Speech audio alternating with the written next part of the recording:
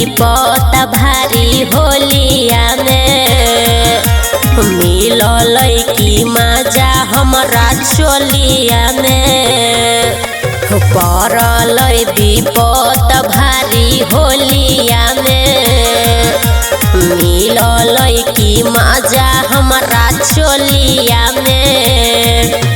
होली में हेराई गल झूलिया पपीता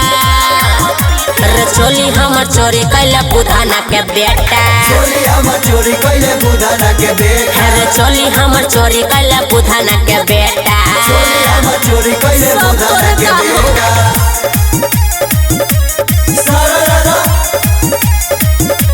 सारा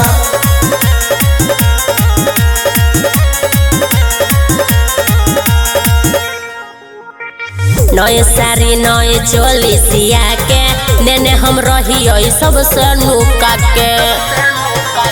कथी जवाब हम देबै पिया के होली में दुख देले हमरा तुया के जहिया धरबे तोरा मारबो झमेटा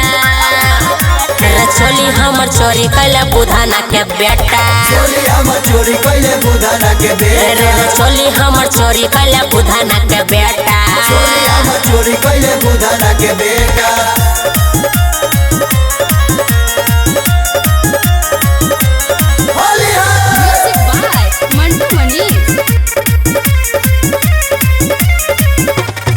सुधना के बेटा कते छै सुधर तोरा नहीं छौ तन को बुधर रे पी गेलै सब औटल दूधर सुमन सोना कहू रहे मंगल बुधर वरुण नजरिया तू बने नहीं नेता